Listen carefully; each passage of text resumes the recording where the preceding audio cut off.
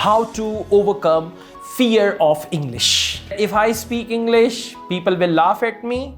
And I would say the answer is you also laugh with people. But if you are embarrassed and people laugh, then you feel bad. Can I drink a glass of water? They say, water. Come on, water. Everybody understands water. Why are you saying water? Look at him, water. The fear is bigger because we nourish our fears day and night. Neutral English is not British, American, Australian. It is standard English. It's the version of Punjabi. Where are you going? Come back. It's not neutral English. Now, anyways, let's make a start. Today, we are going to see how to overcome fear of English. At times, we do have fear of English. All right, whenever we have fear, fear is based on our experience, right? How many of you have touched the snake? One or two or three, right? How many of you have practically seen the snake practically in your life? Okay, that's good. And how many of you are afraid of snakes? See, a lot number, right? Why? Because you have heard stories about snakes. And the dangerous snake is that cobra, king cobra. You've heard a lot of stories about that snake. So because of your stories, you have built up your mind that snakes can do this, snakes are that, and all that, okay? And whenever you see the snake, even before that, you're going to be scared, terrified. Same is the case with English.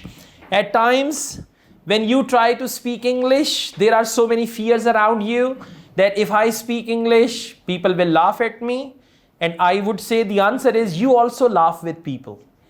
If you slip, people laugh at you, you also laugh. Then people will not laugh that much. But if you are embarrassed and people laugh, then you feel bad.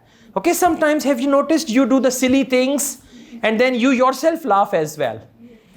Instead of others, they are laughing at you, and when you laugh yourself as well, then you feel more comfortable.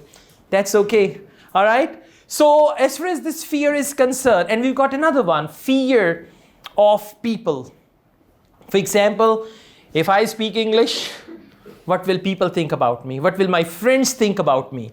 And by the way, when I teach accent to my students and they try to produce good accent of English and they don't speak in front of others, they make fun of them. Like we say, can I drink a glass of water? And good accent, can I drink a glass of water? They say, water. Come on, water. We say water. Everybody understands water. Why are you saying water? Look at him, water. Okay, so we've got this fear once again, right? So you need to overcome these fears by facing the fear. Once upon a time, I used to be afraid of dogs. And as I've told you, I used to be a home tutor. I used to teach Spanish, French, English, home tutor, right? With my bike, helmet, gloves and all that. So I used to teach in a house and they used to have some dogs. That person was an aristocrat person and he had some dogs and I was always afraid of those dogs. When I entered, and those dogs were like more than ₹1 million dog. One dog cost more than ₹1 million at that time. I saw the master of the dog, my student. He used to communicate with the dog. He used to say, the name of the dog was Magnum. He used to say, Magnum, sit. Magnum, come here. And Magnum was so obedient. Magnum used to sit down, but I had no courage to say anything at all. Now what happened, whenever I used to teach him, I used to go to his drawing room and I used to wait for him. The student would come and then I would teach him and all that. And I was always asking the servants of that house, are the dogs tied properly? They said, sir, no problem, don't worry. One day I went to the same house, I was sitting in their drawing room and suddenly the dog came from the kitchen door. I and dog, we were together. My fear, I was totally terrified. And imagine it was a big dog. I was totally terrified. I had no option. I called the name of servant.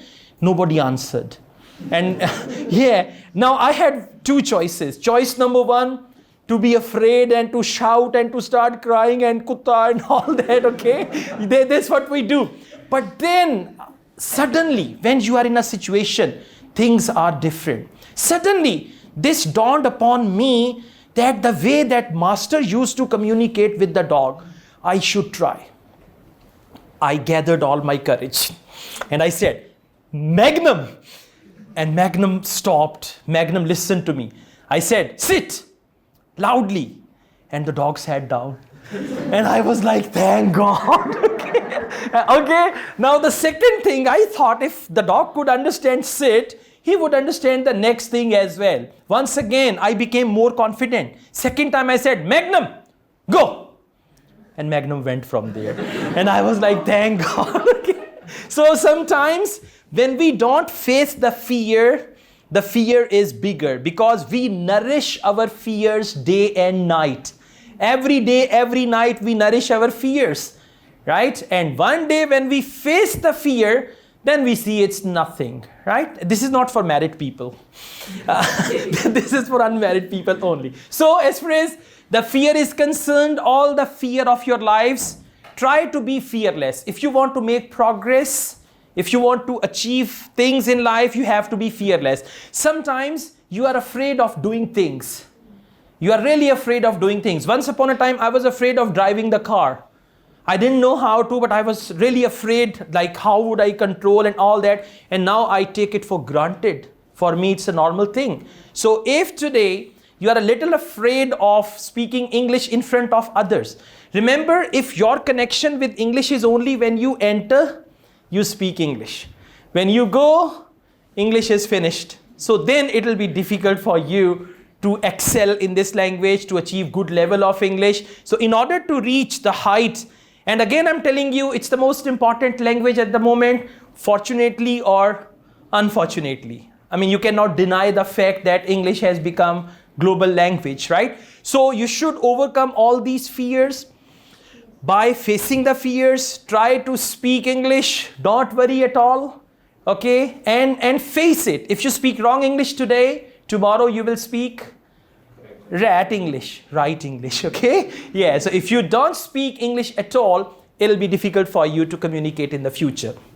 Few more things, and then we're going to start the general session. As far as this English language is concerned, if I ask you this question, which English do you like?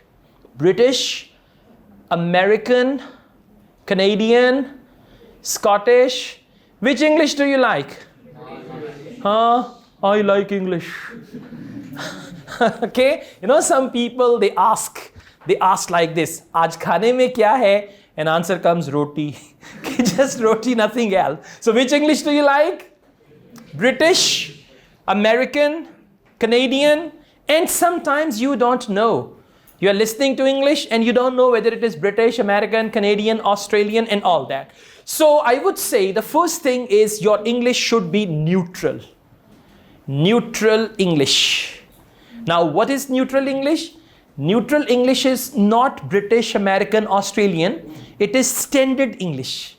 Standard English, which is spoken and understood by non-native speakers all over the world. We are the non-native speakers of English. So it's going to be neutral English. Now, what is neutral English? Neutral English is that your English does not smell like your native language. Your native language, Punjabi, you speak English, it's the version of Punjabi. Where are you going? Come back. Let's talk about it together. See that? What is it? It's not neutral English. It's the Punjabi style. When Arabs, they speak English, I would like to tell you something very important. This matter is very, very important for both of us. Do you understand what I'm trying to say? Good one. See that? Okay, so is this neutral English? No, it's not even neutral. So first, they should be neutral English. Neutral means when the car is not in any gear, it's neutral. So you should have neutral accent of English, and then after that, you can make it British, American, and all that. The girls go to the dyer, and if you have a piece of cloth and you want to dye it, first they have the color cut, and after color cut, you can make it any color, right? So that color cut is neutral English. And for neutral English, listen to standard English. Don't listen to the non-native speakers of English. your English will be very bad. If you listen to non-native speakers and you copy them as well, just listen to native speakers. If you like British English, British media is out there. You can follow that. If you like American English, American media is there, American movies are there, Netflix is there. How many of you watch Netflix? Should be ashamed of yourselves. Just joking, okay? Do something productive in life as well, okay? I watch Netflix, okay? So you should do something productive. But anyways, if you watch Netflix, you can select some British movies, American movies, and try. And one more thing, as you watch the movies, try to copy we use the word imitate. Try to imitate their accent, their facial expressions, body language, the way they speak, the way they act. When you speak another language, you are an actor. When you speak another language, you are an actor. Actually, you are acting. You are trying to be someone else. Now, speaking English, I'm someone else. इस लम्हे जब मैं आपसे उर्दू में बात कर रहा हूँ तो आपके सामने मेरी पर्सनैलिटी का एक और रुख आएगा तो ਜਦੋਂ मैं ਤੁਹਾਡੇ ਨਾਲ ਪੰਜਾਬੀ 'ਚ ਗੱਲਬਾਤ ਕਰਾਂਗਾ ਤੇ ਤੁਹਾਨੂੰ ਫੀਲ ਹੋਏਗਾ ਕਿ ਇਹ ਕੋਈ ਹੋਰ ਚੀਜ਼ ਹੈ ਇੱਕ ਬੰਦਾ ਹੈ लेकिन एक बंदे ਦੇ ਤਿੰਨ वर्जन ने ਜਿਹੜੇ ਤੁਹਾਡੇ सामने इस टाइम आ रहे हैं ਇਹ पंजाबी वाला है और अगर मैं आप लोगों को ये बताना चाहूँ कि आज मौसम कितना अच्छा है और आने वाले दिनों में मौसम कितना ये और वर्जन हो गया and I want to tell you see that so language आपको इंटायरली एक नई लुक देगी and you got to face it, you got to feel it actually, and you got to react according to the language, act according to the language you speak. All good? Yeah? All right. किसी को नींद तो नहीं आ रही? आ भी रही है तो हम क्या करें?